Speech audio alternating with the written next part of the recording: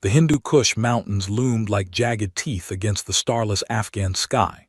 Commander Jake Hawk Harrison crouched behind a crumbling wall, his night vision goggles painting the Taliban compound in shades of green.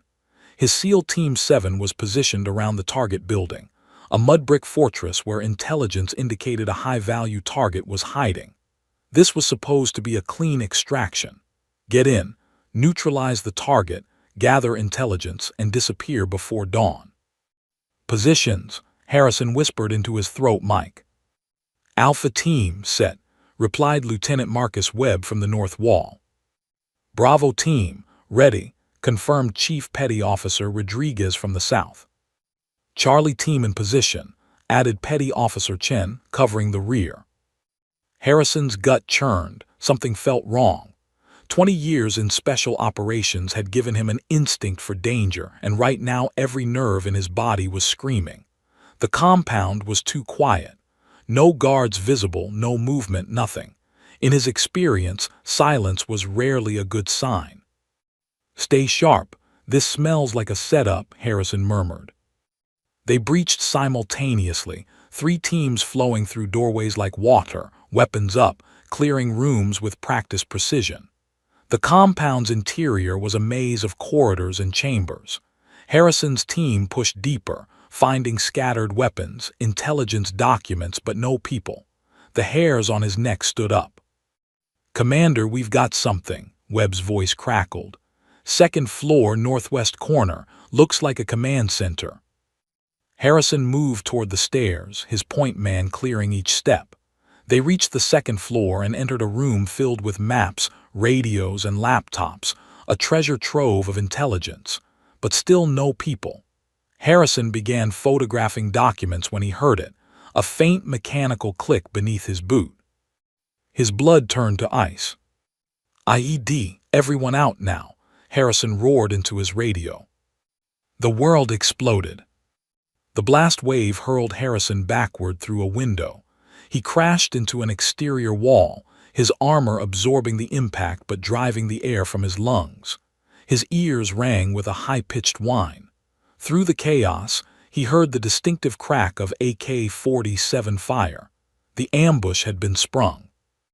Muzzle flashes erupted from every direction, rooftops, windows, hidden positions.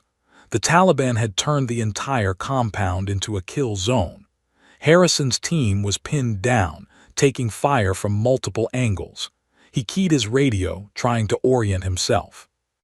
"Team 7, fall back to extraction point, covering fire on my mark." Another explosion rocked the building. The floor above him collapsed, sending tons of debris cascading down. Harrison dove for cover, but a section of wall caught his left side, pinning him partially. Pain lanced through his ribs. He could hear his team's frantic calls through the radio. "Commander, where are you?" Hawk responded. "We've got wounded, need immediate extract." Harrison tried to respond, but dust filled his throat. He coughed, tasting blood. His left arm was trapped under rubble and something warm trickled down his face. Through the settling dust, he saw Taliban fighters advancing on his position, weapons raised. He managed to free his sidearm with his right hand and fired. 2 fighters dropped. The others scattered, calling for reinforcements. Harrison knew he had seconds, maybe less. He wrenched at the debris pinning him, ignoring the grinding pain in his ribs. "Team 7, fall back. I'll cover." His words were cut short as another section of ceiling gave way. Lieutenant Webb heard the transmission cut to static. "Commander Harrison, respond. Hawk, do you copy?" Nothing but the hiss of dead air. Around him, the team was fighting desperately, dragging wounded teammates toward the extraction point. Enemy fire intensified.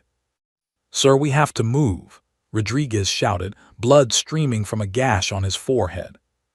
Webb made the hardest decision of his life.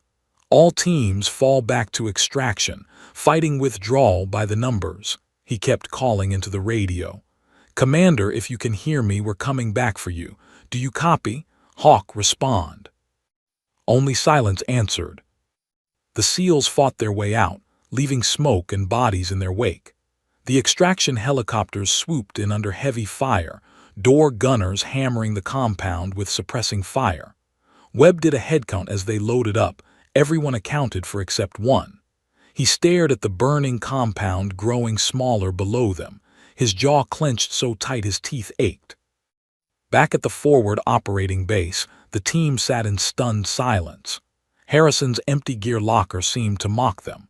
Webb had immediately requested a rescue mission, but command was clear. The area was too hot, enemy presence too heavy. They'd send a recovery team once the situation cooled, probably 72 hours. The hours crawled by like years. Webb barely slept, playing the mission over and over in his mind. What could he have done differently? Should they have aborted when Harrison sensed the trap? The questions gnawed at him like rats. 72 hours later, Major Collins entered the team room with the official report. The SEALs stood at attention, but their eyes were hollow. "At ease," Collins said quietly. He looked at each man before continuing. "Commander Jake Harrison is officially listed as missing in action, presumed killed in action. No remains were recovered. ISR shows the compound was completely destroyed by secondary explosions. I'm sorry." Rodriguez slammed his fist into a locker, leaving a dent. Chen stared at the floor, jaw working. Webb's hands trembled as he took the report, seeing Harrison's name in black and white next to those terrible letters. KIA. "We're going back for him," Webb said, his voice low and dangerous. "Lieutenant, I understand your feelings, but—" "With all due respect, sir, we don't leave our own behind, ever." Collins met his eyes. "I know, but right now our hands are tied. The area is swarming with hostiles. A rescue mission would be suicide." He paused. "Harrison would want you to be smart about this. Honor him by staying alive and ready. If there's any chance, any opening, I'll authorize it personally. You have my word." That night, Team 7 gathered around Harrison's bunk. They didn't speak much. What was there to say? Their commander, their brother, was gone, swallowed by the mountains of Afghanistan, leaving only memories and an empty space that nothing could fill. But unknown to them, in those same mountains, a ghost was watching. And she had just found the most important target of her life. 3 weeks earlier, Captain Alina Volkov had died. At least, that's what the official record said. The file buried deep in a classified Pentagon database told a neat story. Captain Alina Volkov, Army Special Operations sniper, killed in action during a black operation in Syria. Closed casket funeral. Full military honors. A folded flag presented to grieving parents. Case closed. But the woman currently perched on a frozen ridge 8,000 feet above sea level in the Afghan mountains was very much alive. Alina's breath formed tiny crystals in the pre-dawn air as she peered through her scope, scanning the valley below. She'd been in these mountains for 4 months now, a ghost hunting other ghosts. No support team, no extraction plan, no official sanction. Just her rifle, and a list of names that got shorter with each passing week. Her current hide was a masterpiece of fieldcraft, a shallow scrape beneath an overhanging rock, camouflaged so perfectly that even a goat could walk past without noticing. She'd been here for 36 hours, watching, waiting, barely moving.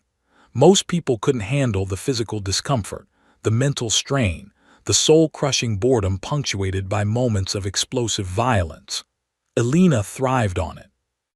Through her scope, she tracked a convoy of 3 vehicles winding through the mountain pass below. Toyota Hilux trucks, the vehicle of choice for Taliban fighters worldwide. She'd intercepted radio chatter about this convoy 2 days ago, something about a valuable package being transported to a secure location. Taliban moved weapons, drugs, and prisoners through these routes regularly. Alina had eliminated 17 high-value targets in this region alone, becoming a legend whispered about in fearful tones. The locals called her the Wraith, a death spirit that struck from nowhere and vanished without a trace. Her spotter's voice echoed in her memory. "You're the best I've ever seen, Alina. Hell, you're the best anyone's ever seen." Sarah Chen had been more than a spotter. She'd been Alina's best friend, her sister in arms, the only person who truly understood her.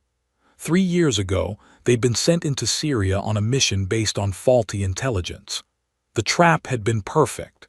Sarah had died in Alina's arms, bleeding out from a gut shot while Alina held her, helpless and broken. The investigation cleared Alina of wrongdoing, but she knew the truth. Someone had fed them bad intel deliberately. Someone in the command chain had wanted that mission to fail. She'd spent months trying to prove it through official channels, hitting bureaucratic walls at every turn. When she'd gotten too close to the truth, they'd offered her a choice: accept a desk job and forget about it, or face court-martial on trumped-up charges. Alina had chosen option 3, disappear. Faking her death had been easier than expected. A sympathetic contact in special operations, an explosion in Syria, scattered remains that could be anyone. Now she was free to hunt the men who'd killed Sarah and every terrorist who'd escaped justice because of politics and red tape. Movement in the convoy caught her attention. The trucks had stopped at a checkpoint. Taliban fighters emerged, weapons ready, and began unloading something from the middle vehicle. Alina adjusted her scope's magnification, her heart rate remaining steady despite what she saw. A prisoner, American based on the build and bearing, even with the hood over his head. His hands were zip-tied behind his back and he moved stiffly, suggesting injuries. The Taliban fighters shoved him roughly and he stumbled but didn't fall, maintaining balance despite being unable to see. Combat training. Military. Alina's jaw tightened. An American prisoner was valuable propaganda, ransom, or worse. She began calculating options. A rescue would be suicide at this range with these numbers, but she could track them, report their location to. Wait, she couldn't report to anyone. She was dead, remember. The convoy started moving again, and Alina packed her gear with practiced efficiency. She'd follow them, gather intel, and figure out her next move. Maybe she could get word to the right people anonymously. It wasn't her fight, but she couldn't just abandon a fellow soldier. For 2 days, she shadowed the convoy, a phantom trailing death in their wake. The Taliban fighters never knew she was there, watching from ridgelines and hidden positions. They camped the second night in a village controlled by a warlord named Khalid Nazari, a name that made Alina's blood run cold. Nazari was on her list. He'd been involved in Sarah's death, providing the false intelligence that had led them into the trap. Finding him had been Alina's primary mission in this region, and now he had an American prisoner. Alina set up a new position on a cliff overlooking the village. Through her scope, she watched as the prisoner was dragged into a compound. The hood was removed, and Alina saw his face clearly for the first time. Her world stopped. Jake Harrison. The scope trembled in her grip. The first time in 3 years her hands had shaken while aiming. She knew that face, those features, even bloodied and beaten. Commander Jake "Hawk" Harrison, SEAL Team 7. They'd worked together 5 years ago on a joint task force in Iraq. God, they'd hated each other at first. Harrison was old-school military by the book, chain of command, proper protocols. Alina was special operations, get the job done, rules are guidelines, results matter more than procedure. They'd clashed constantly, argued about tactics, questioned each other's decisions. But they'd also saved each other's lives, multiple times. Alina remembered the mission in Ramadi. She'd been pinned down by enemy fire, low on ammunition, with hostiles closing in. Harrison had disobeyed direct orders to maintain his position, leading his SEAL team in a reckless charge that had saved her life. When their commanding officer had chewed him out later, Harrison had simply said, "We don't leave teammates behind, sir." Later, Alina had returned the favor during an ambush, her rifle eliminating threats that Harrison's team couldn't see. He'd found her afterward, grudging respect in his eyes. "You're pretty good with that thing, Volkov," she'd smirked. "Pretty good. Try legendary, Commander." That mission had ended with mutual respect, even friendship. They'd stayed in touch sporadically afterward. Occasional emails, congratulations on promotions, the kind of connection forged in combat that never quite fades. Then Sarah had died and Alina had disappeared. She'd heard through back channels that Harrison had tried to find her, had asked questions, refused to believe she'd gone rogue. But eventually, even he had given up. Now here he was, beaten and bound, in the hands of the man who'd helped murder her best friend. Alina's mind raced through possibilities. A rescue was nearly impossible. Nazari's compound was a fortress, with at least 30 fighters, defensive positions, and surveillance. She had no backup, limited ammunition, and no extraction plan. Every tactical bone in her body said this was suicide. But she saw Harrison's face again through the scope, defiant even in captivity, refusing to break. She remembered his words, "We don't leave teammates behind." Alina chambered a round in her rifle, the metallic click sounding like a promise in the cold mountain air. She began studying the compound with new eyes, not as an observer but as an attacker. Guard positions, patrol patterns, weak points in the defenses, sight lines for her rifle. 30 fighters, she'd faced worse odds. No backup, she'd been alone for 3 years. No extraction plan, she'd improvised like always. As darkness fell over the mountains, Alina Volkov smiled, a cold, predatory expression that would have terrified anyone who saw it. The Wraith was about to become very real for Khalid Nazari and his men. Jake Harrison was going home, and God help anyone who got in her way. The first kill came at dawn. Alina had positioned herself on a rocky outcrop 1,200 meters from Nazari's compound. The distance was extreme, but she'd made harder shots. Through her scope, she watched a Taliban fighter climb to the roof of the compound's watchtower, the morning guard rotation. He carried an AK-47 and a thermos of tea, probably looking forward to a quiet shift. He never got to take his first sip. Alina controlled her breathing, waiting for the wind to settle. Her finger caressed the trigger with the gentleness of a lover's touch. The mathematics of the shot flowed through her mind automatically. Wind speed, air density, the Coriolis effect at this distance, the slight downward angle. She'd done these calculations so many times they were instinctive now. The rifle bucked against her shoulder. Through the scope, she saw the fighter's head snap back, the thermos tumbling from his hands. He crumpled without a sound that would carry. At this distance, the report of her rifle would be dismissed as a distant rockfall if anyone even noticed. 1 down, 29 to go. Alina waited. Patience was a sniper's greatest weapon. 30 minutes later, another fighter climbed the tower to check on his comrade. He saw the body and began shouting, reaching for his radio. Alina's second shot took him through the chest before he could transmit. Now the compound erupted like a kicked anthill. Fighters poured out, weapons ready, searching frantically for the threat. But they were looking in the wrong direction, toward the nearby hills where most attacks came from. They never thought to scan the distant ridgeline where Alina lay, practically invisible. Through her scope, she saw Nazari emerge, a tall, lean man with a gray-streaked beard and cold eyes. He was shouting orders, organizing his men with the confidence of an experienced commander.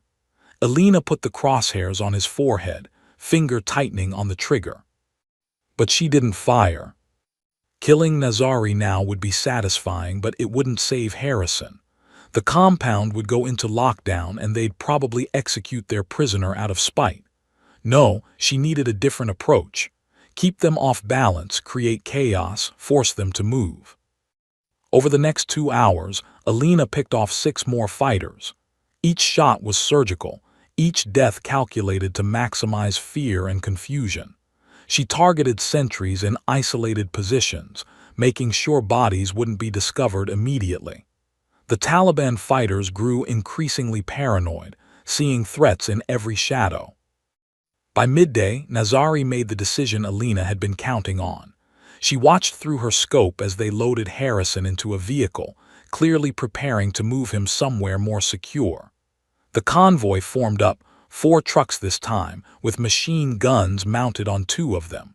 They were taking no chances. Alina packed her gear and began moving. She knew these mountains like her own heartbeat now, every goat trail and hidden path. While the convoy had to follow the winding road through the valley, she could cut across the ridgelines, staying ahead of them. The convoy wound through a narrow pass, perfect ambush terrain. Alina had already positioned herself on the high ground, her rifle resting on a flat rock. As the lead vehicle approached, she put a round through its front tire. The truck swerved wildly, nearly rolling over, blocking the road. Chaos erupted. Fighters jumped from the vehicles, taking cover, scanning for threats. The machine gunners swung their weapons toward the surrounding hills, firing blindly. Bullets whined off rocks hundreds of meters from Alina's position. She waited for them to exhaust their first panic, then began working. The machine gunner on the second truck sent her mass down. A fighter trying to flank through the rocks, headshot. Another attempting to climb to high ground, spine shot. Each kill was methodical, emotionless, perfect. But Nazari was clever. He wasn't panicking like his men. Alina saw him barking orders, pointing not toward the obvious positions but toward the distant ridge where she actually was. He'd fought American snipers before and understood their capabilities. "You're smarter than I thought," Alina murmured. The convoy began a fighting retreat, using smoke grenades for cover. They loaded Harrison into the remaining functional vehicle and sped away, leaving their dead behind. Alina could have tried to disable the vehicle, but at this angle with this much smoke, she risked hitting Harrison. She let them go, already planning her next move. That evening, Alina tracked them to their destination, a fortified compound built into the mountainside, probably an old Soviet position from the 1980s. Concrete bunkers, reinforced walls, commanding fields of fire. This was no temporary camp. This was a fortress designed to withstand sieges. Alina studied it from multiple angles as darkness fell, her trained eye picking apart its defenses. Sentries every 50 meters, overlapping fields of fire, motion sensors near the main gate, probably landmines in the approaches. Nazari had chosen well. But every fortress had weaknesses. She spent the next day in reconnaissance, barely moving, watching patrol patterns and guard rotations. She identified a blind spot on the eastern wall where the terrain created a shadow from the security lights. The approach would require navigating a rock field in complete darkness, but it was doable. As night fell on the second day, Alina prepared for infiltration.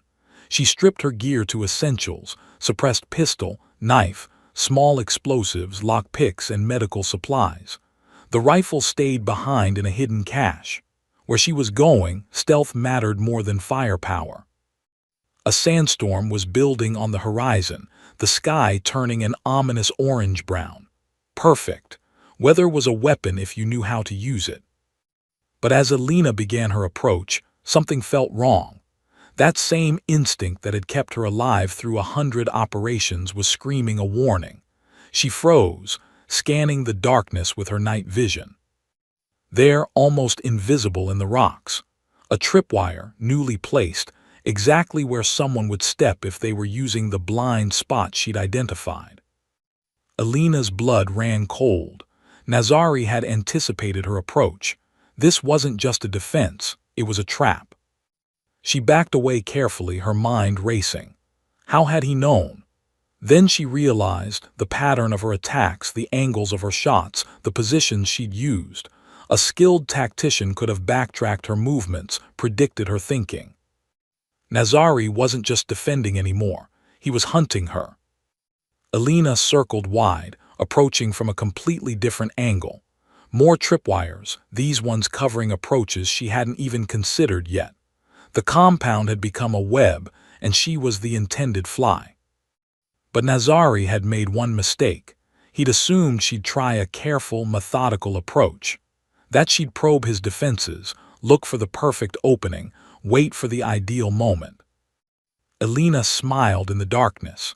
The sandstorm was getting closer, the wind already picking up. Subtlety was overrated anyway. She pulled out her remaining explosives, 3 small charges with timers. Not enough to breach the walls, but enough to create chaos. She placed them at strategic points around the perimeter, set to detonate in sequence. Then she returned to her primary approach point and waited. The sandstorm hit like a physical wall, turning the world into a blinding, choking nightmare. Visibility dropped to meters. Even night vision became useless. The first explosion thundered across the compound. Alarms shrieked. The second explosion followed 10 seconds later from a completely different direction. Guards ran in confusion, shouting into radios. The third explosion went off at the main gate. Alina moved into the chaos like a ghost, using the storm and confusion as cover. She'd been in sandstorms before, knew how to breathe through fabric, how to navigate by feel and memory. Most importantly, she knew how to kill in them. The first guard she encountered never saw her coming. Her knife found his throat silently. The second managed a strangled cry before she silenced him. She moved through the compound like death itself, every sense heightened, every movement precise. Then she found the detention block, a reinforced bunker built into the mountainside. 2 guards stood at the entrance, alert despite the chaos.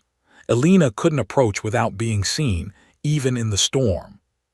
She was weighing her options when a voice crackled from a loudspeaker in Pashto, barely audible over the wind. "American sniper, I know you're here. I have your friend. Surrender or I execute him now." Alina froze. Through a gap in the swirling sand, she saw Nazari emerge from the bunker, dragging Harrison by his chains. Even battered and beaten, Harrison stood tall, defiant. Nazari held a pistol to his head. "Show yourself," Nazari shouted, "or he dies." Alina's mind raced. She was out of time, out of options. Harrison's eyes swept the compound, searching. For a moment, they seemed to look directly at her hiding place. And then Harrison did something unexpected. He smiled, a grim, knowing expression, and drove his elbow backward into Nazari's gut. The pistol fired, but Harrison had knocked the aim wide. The 2 men struggled, and in that chaos, Alina made her choice. She burst from cover, sprinting through the sandstorm, pistol raised, closing the distance. Guards shouted and fired wildly. Bullets whipped past her. She fired back on the run. 2 guards dropped, then 3. She reached Harrison and Nazari, still struggling. Her pistol found Nazari's shoulder, a deliberate wound, not fatal. He'd answer for Sarah's death, but later. Right now, survival mattered. "Miss me, Commander," Alina gasped, cutting Harrison's bonds. Harrison's laugh was hoarse but genuine. "Volkov, you're supposed to be dead." "Details, can you run?" "Can I?" Bullets sparked off the bunker wall beside them. "Yeah, I can run." They sprinted into the sandstorm together, leaving chaos and death behind them. As the legend of the Wraith grew even darker, the sandstorm was both salvation and nightmare. Harrison stumbled beside Alina, his injured body protesting every step. Behind them, muzzle flashes lit up the swirling sand like demonic fireflies. Bullets snapped through the air, invisible but deadly. Alina's hand gripped his arm, steering him through the chaos with uncanny precision. "How can you see in this?" Harrison shouted over the howling wind. "I can't." Alina fired blind behind them, more to discourage pursuit than to hit anything. "I'm navigating by memory and luck." "That's not reassuring. Would you prefer I lie?" Despite everything, the pain, the exhaustion, the certain death chasing them, Harrison laughed. It was so absurdly Alina. 5 years since they'd last worked together, and she was exactly the same. Blunt, fearless, completely insane. They scrambled up a rocky slope, Alina somehow finding handholds Harrison couldn't see. His ribs screamed in protest, probably cracked from the explosion weeks ago. His left shoulder was dislocated from the Taliban's interrogations. Every breath tasted like copper and sand. But he was alive. More than that, he was escaping with a ghost he'd thought lost forever.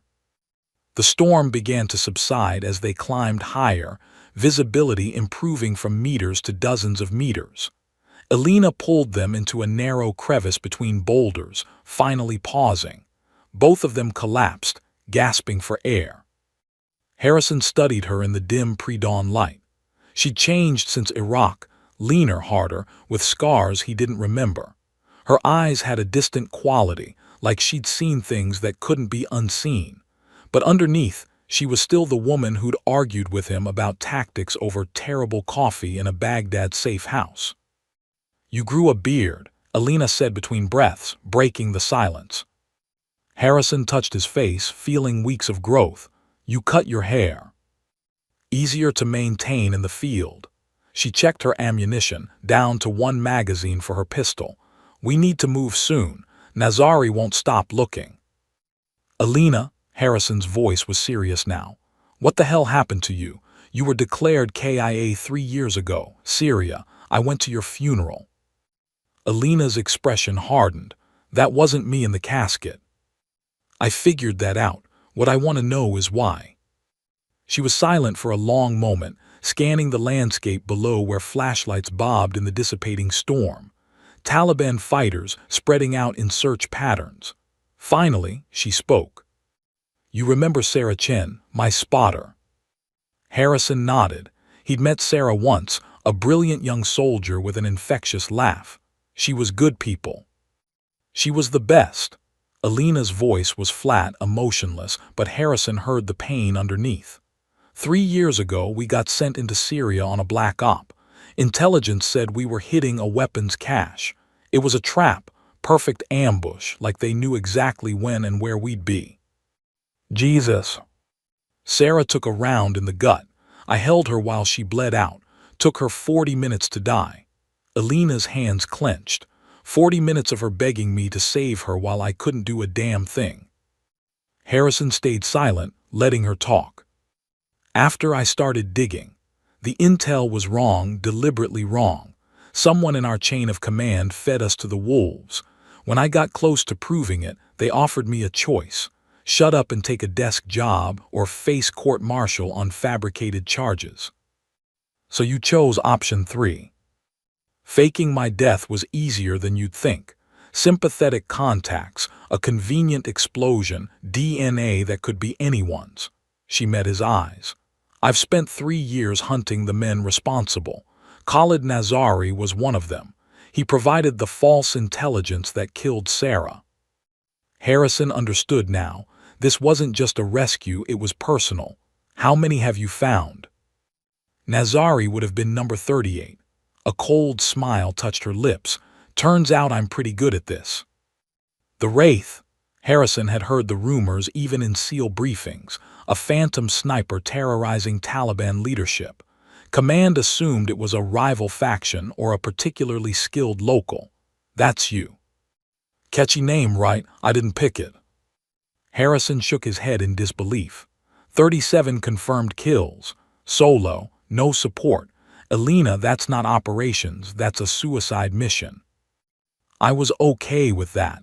She reloaded her pistol with practiced efficiency. Didn't have much to live for anyway. Bull, Harrison's voice was sharp. You're not suicidal, reckless maybe. Stubborn as hell, definitely, but you don't have a death wish. Elena looked at him, something vulnerable flickering across her face before the mask returned. You don't know me anymore, Harrison. Don't I? He leaned forward despite the pain. You could have left me. Nazari was your target, you could have killed him and disappeared. Instead, you risked everything for a rescue. That's not someone who doesn't care about living. You were a teammate. We don't leave teammates behind. She threw his own words from Iraq back at him. Exactly, Harrison smiled. You're still the same soldier who saved my ass in Ramadi. Still the same woman who argued with me for 2 hours about suppressive fire doctrine. You're not lost, Elena. You're just fighting the wrong war. The war against the people who killed Sarah isn't wrong. No, but you're fighting it alone, and that is. Harrison winced as he shifted position. Back in Iraq, you told me that solo operators are just targets waiting to be killed, that we're stronger as a team. Remember? Alina remembered.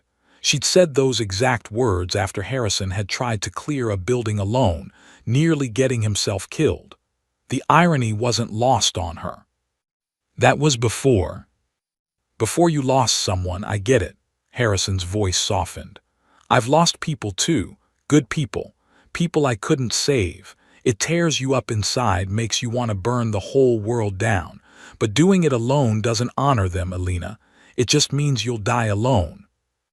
Maybe I deserve to. Stop, the command came out hard, sharp. Sarah wouldn't want this. She'd kick your ass for even thinking it. Despite herself, Alina smiled. Sarah would have. You didn't even know her that well. I knew her well enough to know she'd hate seeing you like this.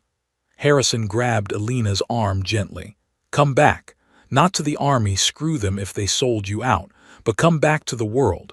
You've been a ghost long enough. Before Alina could respond, voices echoed below, Pashto commands getting closer. Their moment was over. We need to move, Alina said, shifting back into operational mode. There's a cache 5 kilometers north. Weapons, supplies, satellite phone.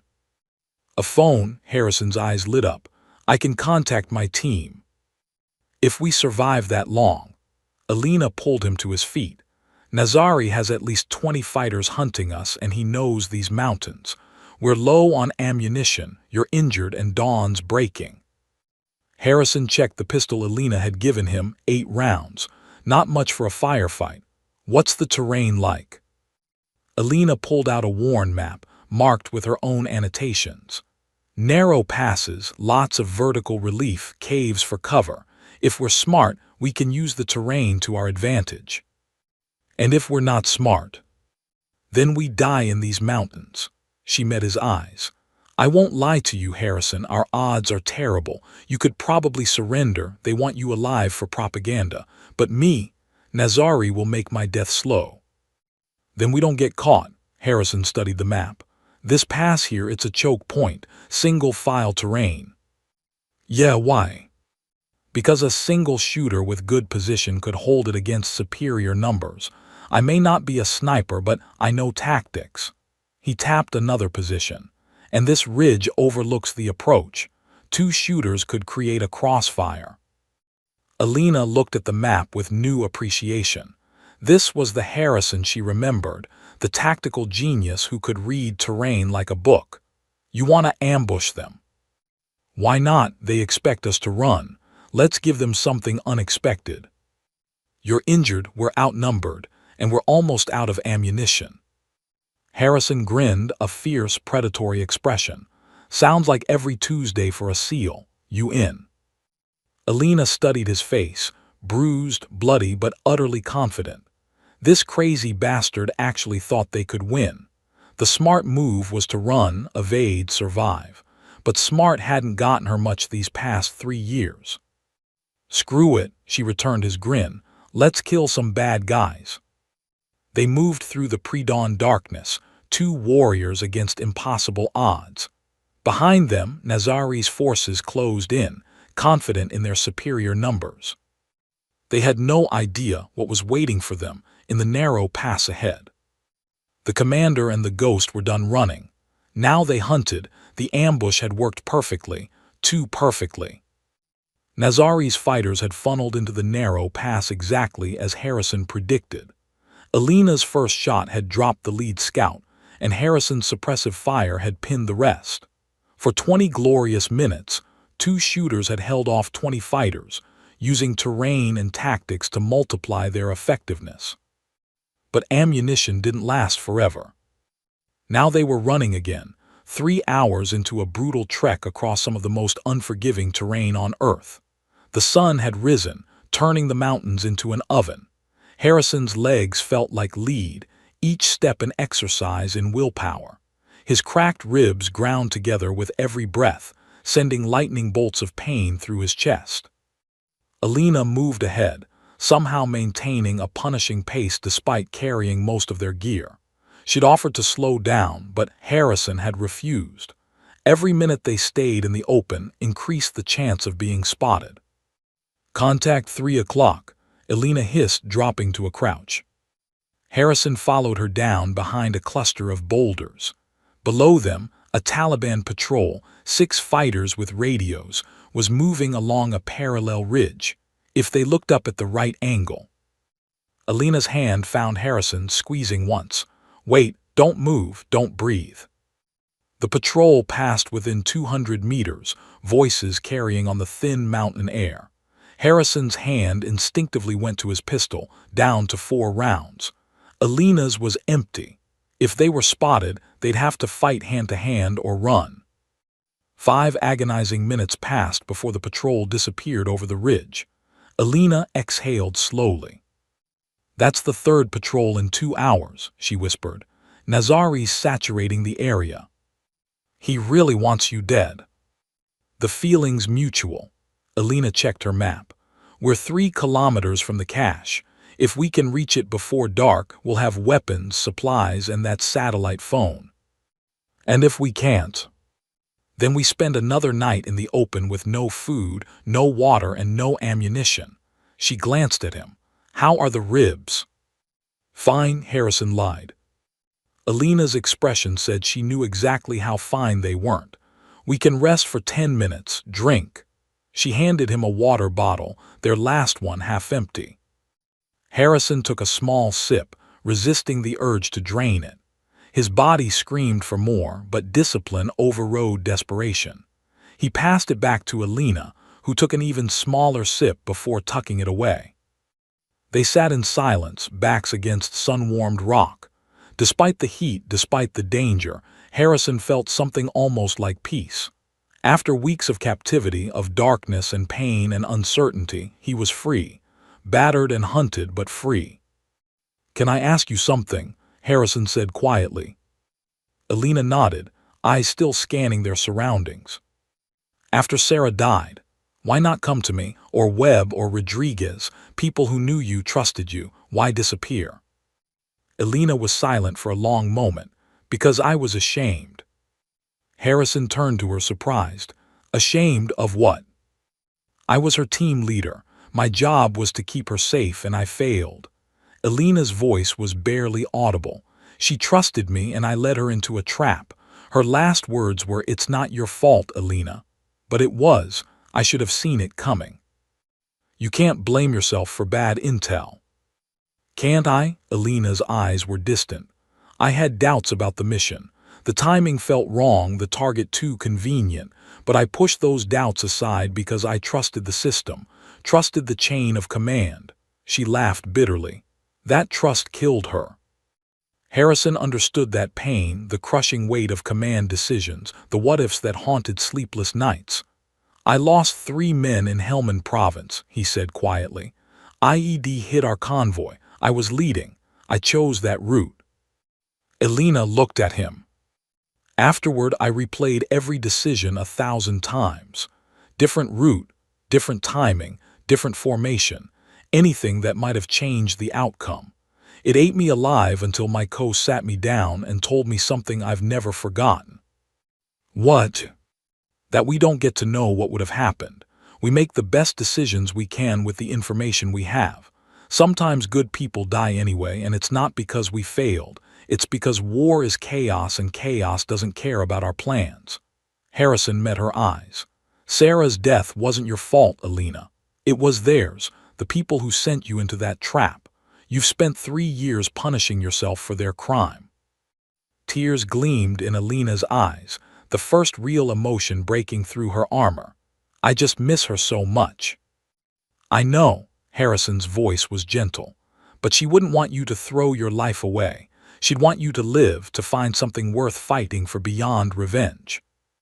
"Like what?" "I don't know, but maybe it starts with stopping fighting alone." He paused. "When we get out of this, and we will, come back with me, not to the army, to my team. We could use someone with your skills." "Harrison, hear me out. No official channels, no bureaucracy, no politicians. Just a team of people who watch each other's backs. We do the jobs that need doing the right way." He smiled. "Plus, you and Webb would drive each other crazy. That alone would be worth it." Despite everything, Alina laughed, a real, genuine sound. "He's still as uptight as I remember. Worse, he alphabetizes his ammunition. Dear God." They shared a moment of lightness before reality crashed back. Movement on a distant ridge, more patrols converging on their area. "Time to move," Alina said, but her voice was different now. Lighter somehow, as if Harrison's words had lifted some invisible weight. They pushed on through the brutal afternoon heat. The terrain grew treacherous, loose scree that threatened to send them tumbling, narrow ledges with 100-meter drops, slopes so steep they had to climb on hands and knees. Harrison's body was failing. He knew it, and Alina knew it.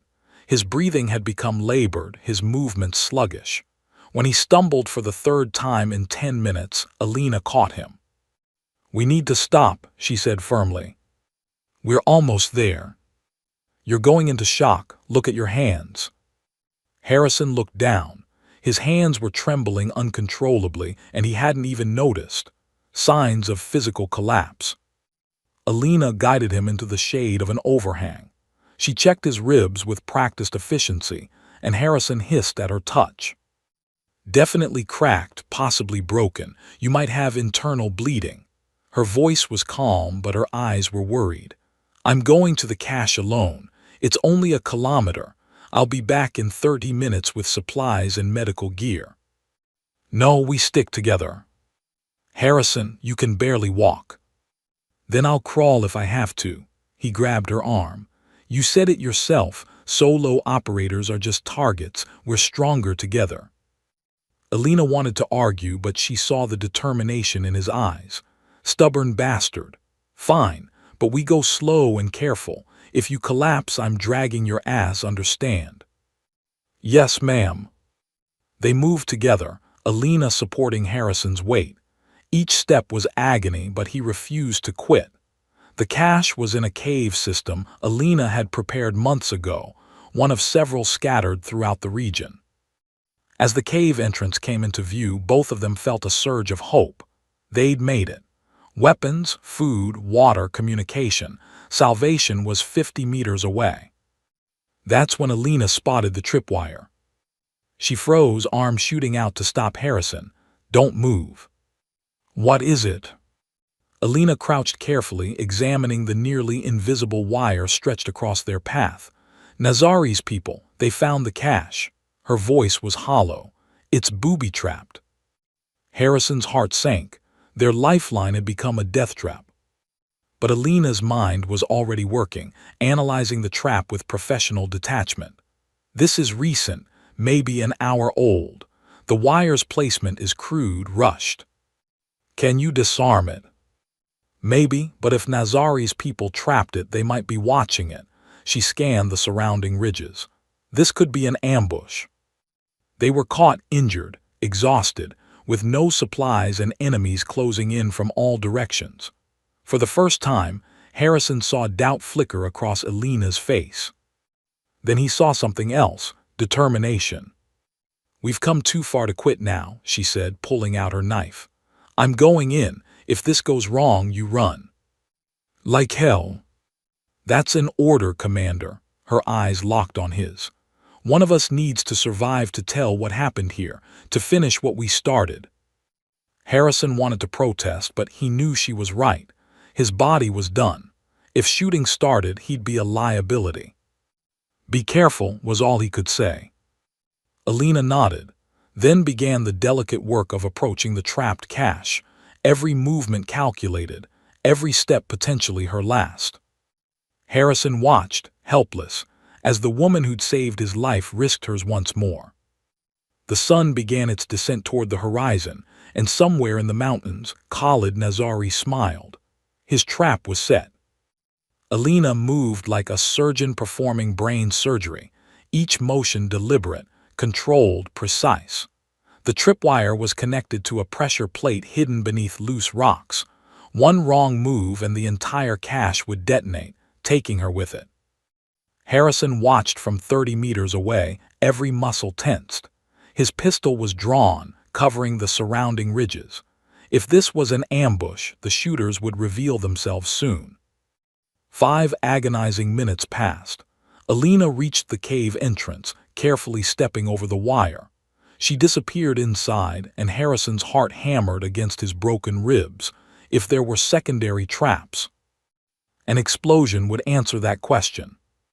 But Alina emerged alive, carrying a heavy pack. She moved back through the trapped zone with the same painstaking care, and Harrison finally breathed again when she cleared the danger area. "They only trapped the entrance," Alina reported, slightly breathless. "Either they were in a hurry or they're not as smart as Nazari." She opened the pack, revealing its treasure: 2 rifles, ammunition, medical supplies, protein bars, water bottles, and, most importantly, a satellite phone. Harrison grabbed the phone with trembling hands. After weeks of silence, of being cut off from the world, this small piece of technology felt like a lifeline to everything he'd lost. "Batteries at 40%, Alina noted, already treating his ribs with a compression wrap.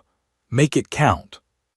Harrison powered up the phone, waiting for the agonizing seconds it took to acquire a satellite signal. His mind raced through call signs and frequencies. Finally, the connection light blinked green. He dialed the emergency frequency for SEAL Team 7. Static crackled, then a voice, Webb's voice, tired and professional. "This is Hotel 7 Actual. Identify yourself." Harrison's throat tightened. He had to swallow twice before he could speak. "Webb, it's Hawk." Silence, complete, absolute silence on the other end. "Say again, caller, did you say?" "It's Harrison, Marcus, I'm alive." The sound that came through the phone was somewhere between a laugh and a sob. Holy shit, Rodriguez, Chen, it's the commander, he's alive." Harrison heard chaos erupt in the background, shouts, disbelief, joy. Webb came back on, his voice shaking. "Sir, we thought. The compound collapsed. We searched for 3 days. Where the hell are you?" "Long story. I need immediate extraction." Harrison rattled off their coordinates from Alina's GPS. "Be advised, I have one additional package, friendly, critical asset. We are 40 miles from nearest safe LZ, pursued by hostile forces. I'm injured, ammunition critical." Webb's voice shifted to pure business. "Copy your position. Stand by for extraction planning." Harrison heard him shouting orders, the familiar sound of his team mobilizing. "Sir, your position is deep in Indian country. Weather window closes in 36 hours. After that, we're looking at 3 weeks before the next opening." "Understood, we'll make the window." "Negative, sir. That's 40 miles of mountain terrain in hostile territory. Even at forced march, that's—" "We'll make it, Lieutenant. That's an order." A pause, then Webb's voice came back with steel in it. "Yes, sir. Hotel 7 is wheels up in 20 minutes. We're coming for you, Commander. Don't you dare die before we get there." "Wouldn't dream of it." Harrison's voice cracked slightly. "It's good to hear your voice, Marcus." "Good to hear yours too, sir. Hotel 7 out." The connection ended. Harrison stared at the phone for a moment, overwhelmed by emotion. He wasn't alone anymore. His team, his family, knew he was alive. Alina finished wrapping his ribs and handed him a protein bar. 40 miles in 36 hours with broken ribs and half the Taliban in Afghanistan hunting us. Your friend's right. That's insane. You heard him. 3 weeks if we miss this window. We could hide, wait them out. Harrison met her eyes. Could you sit still for 3 weeks while Nazari hunts us? Alina smiled grimly. Fair point. She checked her new rifle, a beautiful piece of hardware she'd stashed months ago. If we push hard, we can make 20 miles before dark, but we'll need to avoid patrols, which means sticking to the high ground. Slower but safer. Then we move now. Harrison struggled to his feet, the compression wrap helping but not eliminating the pain. Every minute we waste gives them time to tighten the net. They moved out, Alina taking point with Harrison following.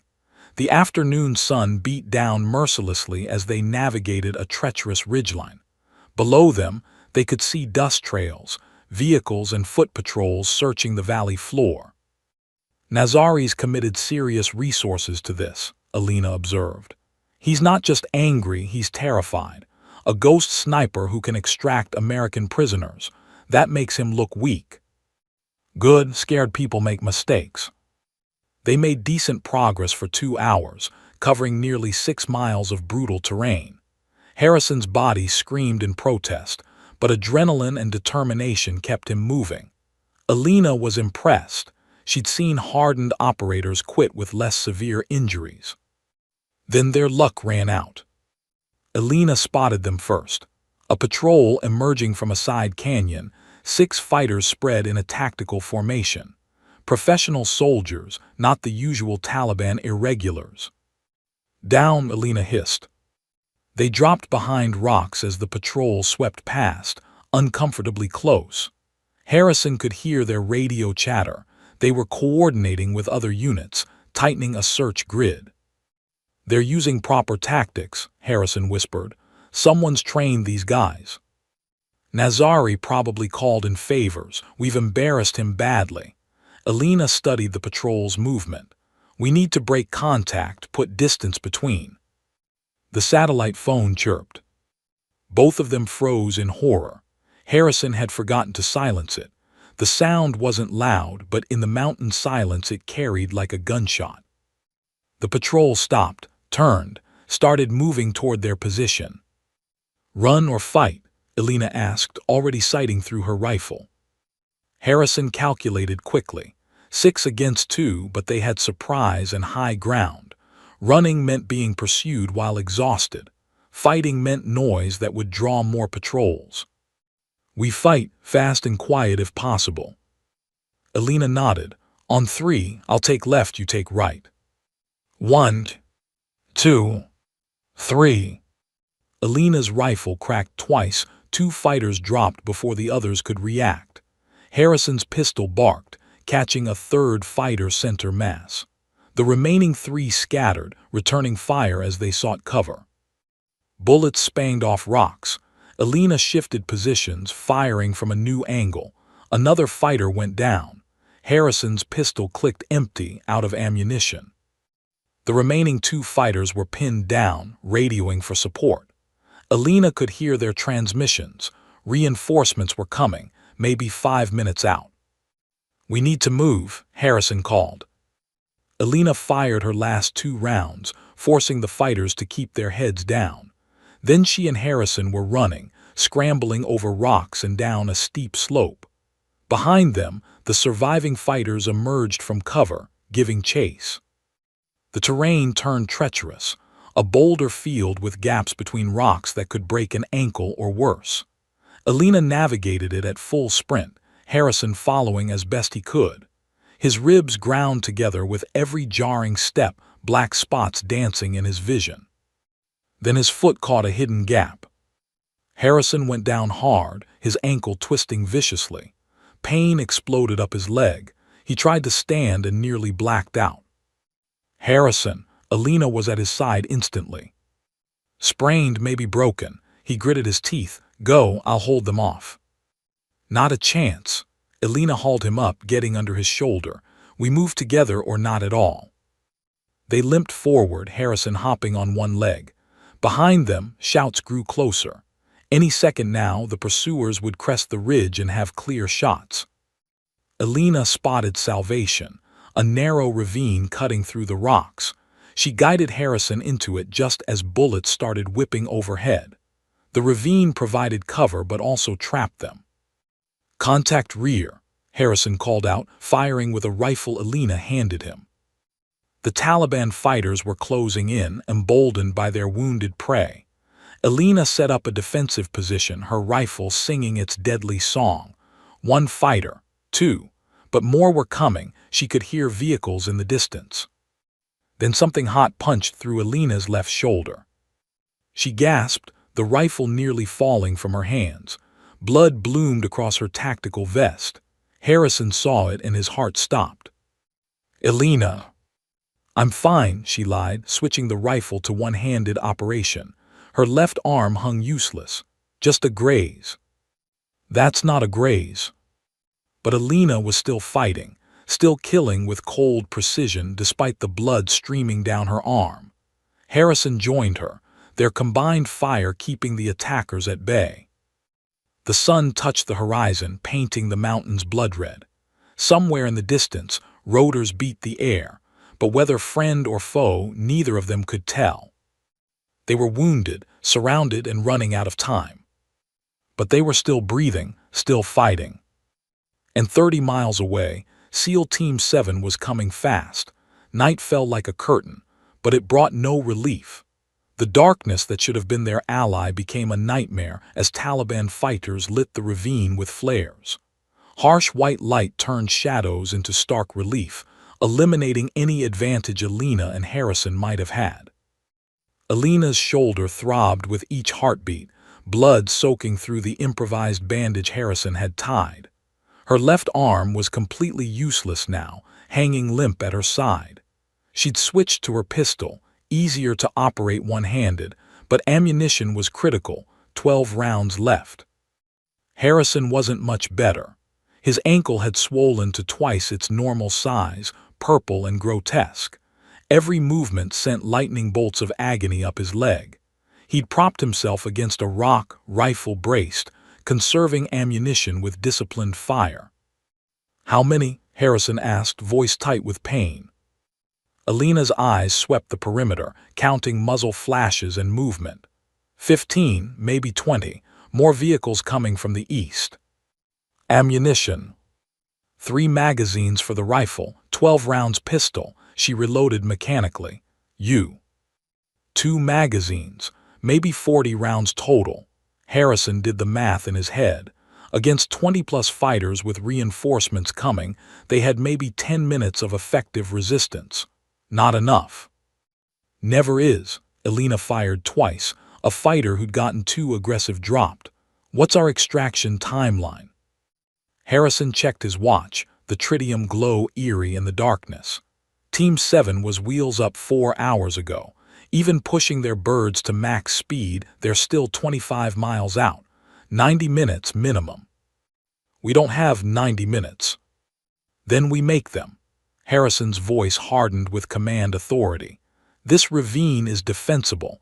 Narrow approach, limited firing angles. They can't bring vehicles in, and they can't flank us without exposing themselves. They don't need to flank us. They can just wait us out." "No, they can't." Harrison gestured to the eastern sky where the first hints of dawn were appearing. "Daylight brings American drones. Nazari knows if we survive until dawn, air support changes everything. He needs to finish this now." As if on cue, a loudspeaker crackled to life. Nazari's voice amplified and cold. "Commander Harrison, Captain Volkov, you fought well, but this ends now. Surrender and you will be treated as prisoners of war. Resist, and I promise you both a slow death." "He knows your name," Harrison observed. "I've killed 37 of his people. He's done his homework." Elena called back in perfect Pashto, "Come and take us, Nazari, or are you afraid of one wounded woman?" Fury edged Nazari's response. "You think yourself clever, Wraith? You are trapped, injured, alone. I have 50 fighters surrounding you. This is your last chance." 50, Elena whispered to Harrison. "He's lying, maybe 30. Still terrible odds. I've faced worse." "When?" Elena smiled despite the pain. "I'm lying. These are definitely the worst odds I've ever faced." Despite everything, Harrison laughed, a short, pained bark. "At least you're honest." The assault came without warning. Fighters rushed the ravine from 3 directions, their battle cries echoing off stone walls. Harrison and Elena opened fire simultaneously, their shots coordinated despite never planning it. Harrison's rifle roared, 3-round bursts walking through the attackers. Training and muscle memory overrode pain, each shot placed with deadly precision. Fighters fell, but more kept coming, stepping over their dead to press the attack. Alina's pistol cracked steadily, each shot a kill. One-handed shooting at 50 meters in darkness should have been impossible, but Alina made it look routine. Her face was a mask of concentration, all emotion stripped away, leaving only the cold mathematics of death. "Reloading," Harrison called, dropping his empty magazine. "Covering?" Alina's pistol barked faster, keeping heads down while Harrison serviced his weapon. The first wave broke against their position like water against stone. Bodies littered the ravine approach. But the victory was pyrrhical. Harrison was down to his last magazine, and Alina had 4 rounds left in her pistol. "They're regrouping," Alina observed, watching figures pull back beyond effective range. "Next wave will be coordinated, probably with grenades." "Can we relocate?" Alina glanced at Harrison's ankle, then her useless arm. "Not fast enough. We relocate, they'll catch us in the open." "Then we hold here." "Until ammunition runs out, then what?" Harrison pulled his knife from its sheath, the blade gleaming dully. "Then we make them regret getting close." Alina stared at him, then smiled. A real smile this time, not the cold predator's grin, but something genuine. "You're completely insane, you know that." "Takes one to know one, Volkov." The second assault was more professional. Suppressive fire pinned them down while fighters maneuvered through dead ground. Grenades arced into the ravine. Harrison and Alina pressed themselves against the walls as explosions shredded the air. Shrapnel peppered Harrison's armor, and his ears rang from the concussive blasts. Alina caught fragments in her leg, gasping but not crying out. They were being systematically destroyed, and both knew it. Harrison's rifle clicked empty. He dropped it, drawing his pistol, 8 rounds remaining. A fighter appeared at the ravine edge, AK-47 raised. Harrison's pistol barked twice. The fighter tumbled backward. Another appeared. Alina's pistol cracked once headshot, but her slide locked back, empty. "I'm out," Alina shouted. 4 rounds left. Harrison fired at a shadow, missed. 3 rounds. Movement to his left, 2 rounds. A figure collapsed. 1 round remaining. This was it. The end. After everything they'd survived, it would end here in this nameless ravine in the mountains of Afghanistan. Alina pulled her knife, moving to stand back to back with Harrison despite her injuries. "It's been an honor, Commander." "Likewise, Captain." Harrison raised his pistol, determined to make his last round count. Nazari's forces sensed victory, pushing forward in a final rush. 10 fighters, then 15, converging on the ravine from all sides. Harrison aimed at the closest one, finger tightening on the trigger. A sound split the night, deep, rhythmic, beautiful. Whoop, whoop, whoop, whoop. "Rotors." Harrison's head snapped up and his heart soared. 2 Blackhawks screamed over the ridgeline, running lights blazing, door guns already spitting fire. Behind them, Apache gunships lit up the darkness with 30 cannon fire, turning Nazari's forces into a killing field. The Taliban fighters scattered like roaches exposed to light. The Apache pursued mercilessly, their thermal imaging making hiding impossible. Explosions rippled across the mountainside as Hellfire missiles found vehicles. 1 Blackhawk flared over the ravine, and figures fast-stroked down, SEALs in full kit, night vision glowing, weapons up. "Commander Harrison," Webb's voice, the most beautiful sound Harrison had ever heard. Here, Harrison tried to stand, but his ankle gave out. Immediately, Webb was there, catching him. "I've got you, sir." Webb's voice was thick with emotion behind his tactical mask. "We've got you." Rodriguez appeared at Alina's side as she slumped against the wall, blood loss finally catching up. "Ma'am, stay with me. Medic." The second Blackhawk landed in a clearing 50 meters out. SEAL Team 7 formed a defensive perimeter, their presence transforming the battlefield. These weren't frightened Taliban fighters. These were America's elite warriors, and they owned the night. Harrison watched through blurred vision as his team worked with brutal efficiency. Chen was at his side, applying fresh trauma dressings. Another SEAL, Petty Officer Martinez, was treating Alina, starting an IV line with practiced hands. The package, Harrison managed to ask Webb. "We've got her, sir. She's coming home with us." Webb helped Harrison toward the Blackhawk. "Both of you are coming home." Alina was on a stretcher, her face pale but her eyes alert. As they carried her past Harrison, she reached out with her good hand. Harrison grabbed it, squeezing once. "Told you we'd make it," he said. "You're still completely insane," she whispered, but she was smiling. They loaded into the Blackhawk together. As the bird lifted off, Harrison looked down at the ravine where they'd made their stand. Bodies and burning vehicles marked where Nazari's forces had learned a harsh lesson: never corner wounded predators. Webb sat beside Harrison, shaking his head in disbelief. "Sir, when we got your call, I didn't believe it at first. Thought it was Taliban propaganda or something." "Good to see you too, Marcus." "You look like hell, sir." "Feel worse." Harrison winced as the Blackhawk banked hard, avoiding ground fire. "But I'm alive." He glanced at Alina, now being tended by 2 combat medics. She'd closed her eyes, finally allowing herself to rest. After 3 years alone, she was surrounded by people who would die to protect her. The mountains fell away beneath them as the Blackhawks raced toward safety, Apache gunships providing escort. Dawn was breaking, painting the peaks in shades of gold and crimson. Harrison had been lost in those mountains, presumed dead, swallowed by the darkness. But a ghost had found him. And together, they'd survived the impossible. The Blackhawk touched down at Forward Operating Base Salerno as the sun crested the mountains. Medical teams swarmed the landing zone, gurneys ready. Harrison refused one initially, insisting Alina be treated first, but a stern look from the base surgeon changed his mind. "Commander, you have 3 broken ribs, a fractured ankle, a concussion, dehydration and probable internal bleeding. You're going to the hospital and that's not a request." Harrison allowed himself to be loaded onto a gurney beside Alina's.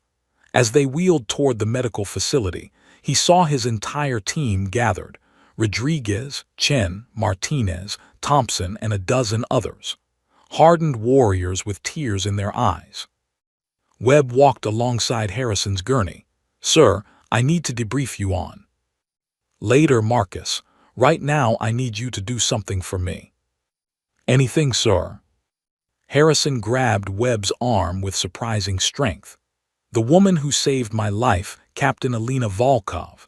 Military intelligence is going to want to detain her for operating without authorization. I need you to make sure that doesn't happen. Post guards at her room if you have to. Nobody touches her without going through me. Understood?" Webb's eyes flickered to Alina's unconscious form. "The Wraith is real, and she's one of ours." "She never stopped being one of ours. She just got lost for a while." Harrison's grip tightened. "Promise me, Marcus." "You have my word, sir. Nobody gets to her." The next 72 hours were a blur of surgeries, medications, and dreamless sleep. Harrison's ribs were set, his ankle surgically repaired, fluids pumped into his dehydrated body. When he finally woke lucid, Webb was sitting beside his bed. "Status?" Harrison's voice was hoarse. "You're going to make a full recovery. The docs say 6 weeks before you're operational again." Webb handed him water. "Captain Volkov is stable. Bullet was through and through in her shoulder, missed the major arteries. She's 3 rooms down under guard per your orders." "Has anyone tried to?" "Oh yeah," Webb smiled grimly. 2 intelligence officers showed up 12 hours ago with detention orders. I politely suggested they fuck off. They escalated to the base commander. I escalated to JSOC. Currently there's a very interesting pissing match happening above our pay grade." Harrison tried to sit up, wincing. "I need to see her." "Sir, you just had surgery." "That wasn't a request, Lieutenant." Webb sighed, recognizing the tone. He helped Harrison into a wheelchair and they navigated the hospital corridors. True to his word, 2 SEALs stood guard outside Alina's room, Rodriguez and Chen, both looking ready to shoot anyone who tried to pass. "Commander," they snapped to attention. "At ease, how is she?" "Awake, sir. Doctor says she's surprisingly stable for someone who should be dead 3 times over." Harrison smiled. That was Alina. He wheeled into the room. She was propped up in bed, her shoulder heavily bandaged, IV lines running into both arms. Her face was pale, but her eyes were alert. When she saw Harrison, something softened in her expression. "You look terrible," she said. "You're one to talk." Harrison wheeled closer. "How are you feeling?" "Like I got shot and carried a 200-pound SEAL commander through 40 miles of mountains." She paused. "So, pretty normal." "I weigh 190, thank you very much." They shared a smile, the easy camaraderie of soldiers who'd survived hell together. Then Alina's expression grew serious. "Harrison, intelligence has been asking questions about where I've been, what I've been doing. They know I'm supposed to be dead." "Let them ask. I'm not letting them touch you. You can't fight the entire military bureaucracy." "Watch me." Harrison leaned forward. "Alina, you saved my life. More than that, you've eliminated 37 high-value targets that Command couldn't touch through official channels. You did their job for them for free for 3 years. They owe you, not the other way around." "That's not how they'll see it." "Then I'll make them see it differently." Harrison pulled out a tablet Webb had brought him. "I've spent the last day writing a detailed after-action report. Every kill you made, every piece of intelligence you gathered, cross-referenced with known terrorist activity. You've single-handedly disrupted 3 major Taliban networks." Alina stared at the tablet, hundreds of pages of documentation. "You did this from a hospital bed." "I had help. Webb's been running down confirmations through JSOC channels. Rodriguez contacted some CIA friends. Chen has been digging through databases." Harrison met her eyes. "You're not alone anymore, Alina. You have a team now." Tears welled in Alina's eyes, the first time Harrison had seen her truly emotional. "Why are you doing this?" "Because you deserve it, because Sarah would want it, because—" Harrison paused, choosing his words carefully. "Because you're family, and we protect family." The door opened and a man in civilian clothes entered, late 50s, gray hair, cold eyes that had seen too much. Webb moved to intercept, but the man raised a hand. "At ease, Lieutenant, I'm not here to cause problems." He looked at Alina. "Captain Volkov, I'm Thomas Hendricks, Deputy Director of Special Activities. We need to talk." Harrison moved his wheelchair between them. "Anything you have to say, you can say in front of me." Hendricks studied Harrison with an unreadable expression. "You've made quite a stir, Commander. Your report has been circulating at the highest levels. JSOC wants her decorated. CIA wants her recruited. And certain people who shall remain nameless are very nervous about what she knows." "What do you want?" Alina asked flatly. "The truth." Hendricks pulled up a chair. "The mission that killed Sarah Chen, you claimed bad intelligence. You were right. We've been investigating quietly for 3 years. We found the leak, a contractor with ties to foreign intelligence. He's currently in federal prison awaiting trial." Alina's breath caught. "You're saying—" "I'm saying you were right. You were also unauthorized in your investigation, which put you in an impossible position." Hendricks leaned forward. "Here's what I can offer. Full reinstatement with back pay, expungement of any AWOL charges, and a clean slate. In exchange, you consult for special activities on operations requiring your unique skill set." "I work alone." "No," Harrison's voice was firm. "Not anymore. If she consults for you, she does it with SEAL Team 7 as her operational support, non-negotiable." Hendricks looked between them, then smiled, a rare expression on his weathered face. "Commander Harrison, I like you. You're loyal, stubborn, and you fight for your people." He turned to Alina. What do you say, Captain? Ready to come in from the cold? Alina looked at Harrison, saw the hope in his eyes, the sincerity. She thought of Sarah, of 3 years alone in the mountains, of the endless cycle of violence and revenge. Then she thought of the SEALs who'd risked everything to save her, of Harrison's unwavering belief in her worth. Maybe it was time to stop running, time to find something worth fighting for beyond revenge. I have conditions, Alina said. Name them. I want full operational autonomy. I choose my missions, my methods. And I want justice for Sarah, real justice, not just some contractor in prison. Hendricks nodded. The contractor's handlers are already being rolled up. You'll get your justice. Alina extended her good hand. Then we have a deal. 6 weeks later. The morning sun painted the SEAL Team 7 compound in warm light. Alina stood in the briefing room, no longer pale and wounded but strong again, ready. Around her sat the team, Webb, Rodriguez, Chen, Martinez, Thompson, and a dozen others who'd become brothers in the short time since her return. Harrison entered, his ankle fully healed, moving with his old confidence. He took his position at the head of the table. All right, people, listen up. We've got new taskings from JSOC. He pulled up a map on the screen, the same mountains where everything had started. Intelligence indicates Khalid Nazari has resurfaced. He's reorganizing his network, calling in favors and putting a bounty on 2 American operators. Let me guess, Rodriguez said dryly, you and the captain. $500,000 each, dead or alive.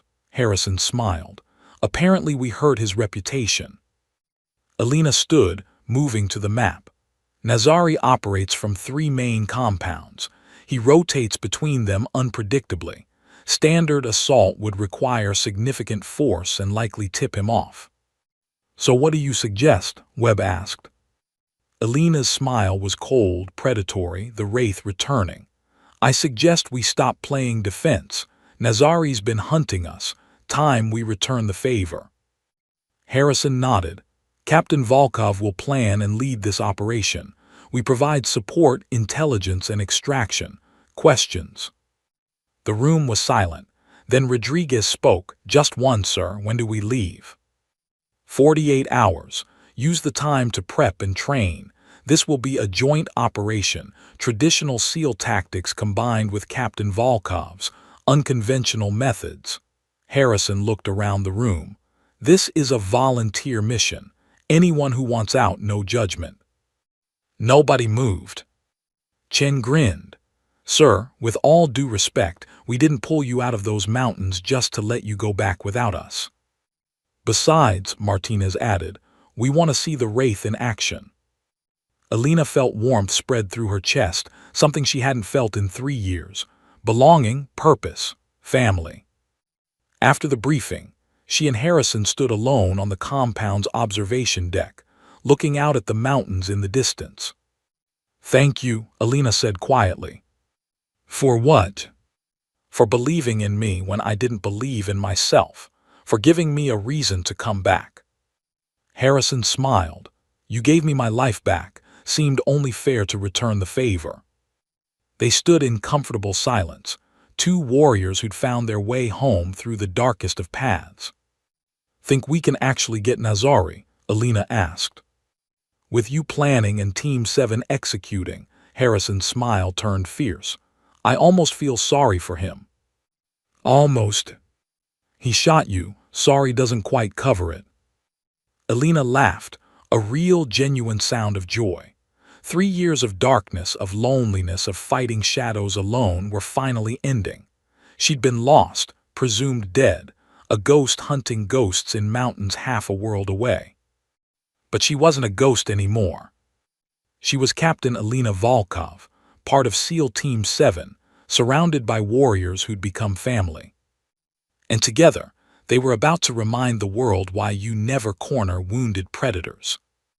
The legend of the Wraith was just beginning. And